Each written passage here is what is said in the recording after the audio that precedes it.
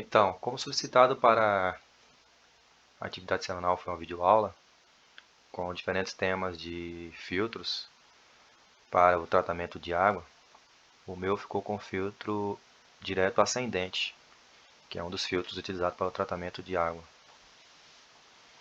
Então, a filtração direta ascendente, né?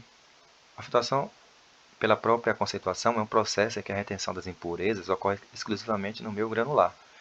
Na filtração direta ascendente, a retenção de impurezas ocorre primeiramente nas camadas inferiores, onde a granulometria e os espaços intergranulares são maiores, e com o passar do tempo, ela evolui para as camadas superiores, com grãos de menores diâmetros.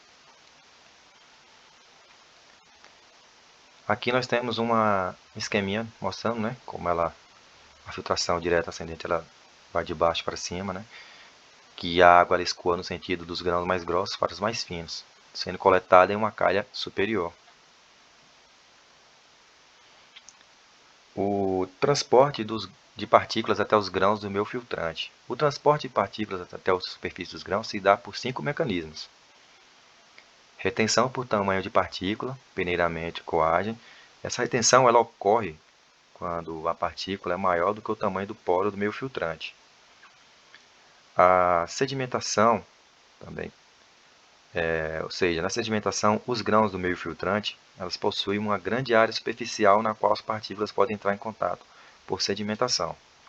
Na interceptação, o transporte por interceptação, ela ocorre quando partículas deslocando-se em linhas de correntes diferentes se encontram ou entram em contato com os grãos devido ao estreitamento forçado do fluxo. E no transporte por impacto inercial, ele ocorre quando a partícula se deslocando com uma linha de corrente adquire uma trajetória diferente, quando esta faz uma mudança de direção. E o transporte por difusão até o meu filtrante ele ocorre devido ao movimento browniano, que é o movimento aleatório das moléculas de água. Devido a esse movimento, partículas pequenas movimentam-se de áreas de maior para outras de menor concentração. Esse mecanismo faz com que partículas de 1 a 2 micrômetros possam ser removidas em filtros com tamanhos de poros de 100 a 200 micrômetros. A aderência das partículas aos grãos. Então, a aderência das partículas aos grãos se dá através de 3 mecanismos. As forças de Van der Waals, que são forças de atração que ocorrem quando dois objetos se aproximam conforme a equação de Van der Waals. As forças eletrostáticas, que podem ser de atração ou de repulsão, dependendo da carga elétrica das partículas na água e dos grãos do meio filtrante. E as pontes químicas, né? Ou seja, produtos da hidrólise formados pela adição de coagulante, eles se polimerizam e formam cadeias que se adsorvem a outras partículas na água ou ao grão do meu filtrante. Outras partículas podem ser removidas ao entrar em contato com essas cadeias poliméricas. Características dos meios filtrantes. Então, os meios filtrantes são geralmente de camada simples ou dupla. Os primeiros são formados por areia e os segundos por areia e antracito. A NBR 12.216/92 ela estabelece as características dos filtros de camada simples e camada dupla. Aqui nós temos uma representação do filtro, né, com camada simples, camada dupla e camada tripla, em relação ao meu filtrante. E assim, cada filtro ele tem, de acordo com a norma, ele tem as características de cada tipo de filtro. Por exemplo, o filtro de camada simples de areia tem que ter uma espessura mínima de 45 centímetros, um tamanho efetivo de 0,45 a 0,50 milímetros, um coeficiente de uniformidade de 1,4 a 1,6. O filtro de camada dupla de areia e antracito, a camada de areia tem que ter uma espessura mínima de 25 centímetros, um tamanho efetivo de 0,40 a 0,45 milímetros, um coeficiente de uniformidade de 1,4 a 1,6. A camada de antracito, espessura mínima de 45 centímetros, tamanho efetivo de 0,8 a 1 milímetro e coeficiente de uniformidade menor que 1,4.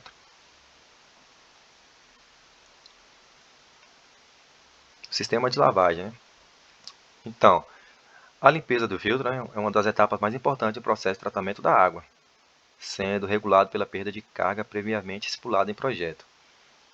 Então, ao atingir a carga hidráulica ou perda de carga estipulada, a taxa de filtração é alterada e o filtro passa a operar com taxa declinante e carga hidráulica constante, pois a quantidade de água que entra no filtro é diferente da quantidade da água filtrada pelo mesmo. Então, com relação aos critérios de lavagem, de acordo com o autor Di Bernardo, que foi um dos autores que eu estudei para fazer esse trabalho, ele escreve que a carreira de filtração é determinada com a constatação de uma ou duas das situações abaixo, quando a perda de carga no filtro atinge um valor limite estabelecido em função das características construtivas e ou operacionais do sistema, e quando se constata a deterioração crescente da água filtrada, podendo comprometer sua qualidade sanitária. Os procedimentos para a lavagem. O leito dos filtros de escoamento ascendente ele é composto normalmente apenas de areia e a lavagem é feita com água e sem sistema auxiliar de agitação. Uma lavagem eficiente ela pode ser conseguida quando a expansão do leito atinge cerca de 40%. Nesses casos, dependendo da granulometria, a lavagem pode ser feita com velocidades ascensionais, entre 1 e 1,2 metros por minuto, correspondendo a taxas de 1,444 e 1,730 metros cúbicos, respectivamente, por dia. O tempo de lavagem varia de 7 a 10 minutos e o consumo de água de lavagem varia de 3 a 5%, podendo atingir 10% em alguns casos.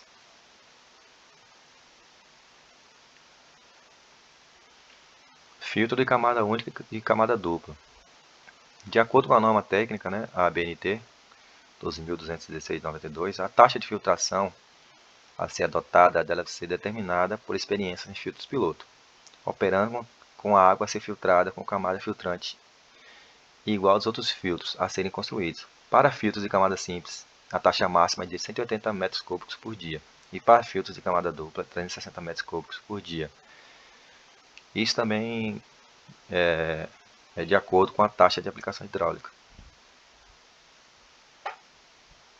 Então, as características da água a ser tratada, né?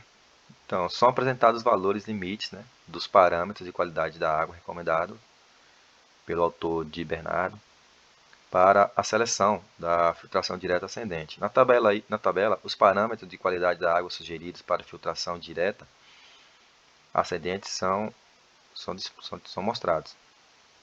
As características de turbidez, de cor verdadeira, unidade Housen, sólidos em suspensão, miligramas por litro, coliformes totais, Escherichia coli, densidade de algas e a taxa de filtração.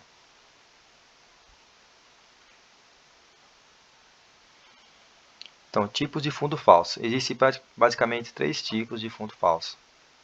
Que são eles: fundo falso com bocais ou tubos distribuidores, o sistema de canalização perfuradas e os blocos Leopoldos, blocos de concreto com furos controlados. Então, funcionamento da filtração direta para a coleta de água, né? Então, o filtro ascendente, que é também conhecido como filtro russo, né? Ele consiste de uma câmara com fundo falso, que acima é colocado a camada suporte, podemos ver na imagem. Depois é colocada a camada filtrante de um único material, geralmente areia. Assim, a água a ser filtrada ela escoa no sentido ascendente, ou seja, vai para cima. E é coletada de uma calha superior, que também pode servir para a coleta da água de lavagem, lá em cima. Depois da lavagem, os grãos mais grossos eles ficam embaixo e os finos eles ficam acima. Assim, durante a filtração, todo o material filtrante ele participa da filtração, retendo impurezas de maiores diâmetros nas subcamadas inferiores e as menores elas ficam retidas no material granular mais fino, de acordo com o esquema mostrado aqui. E esse foi o vídeo aula sobre filtração direta ascendente, ou também chamado de filtro russo. E aqui são as referências bibliográficas. Obrigado.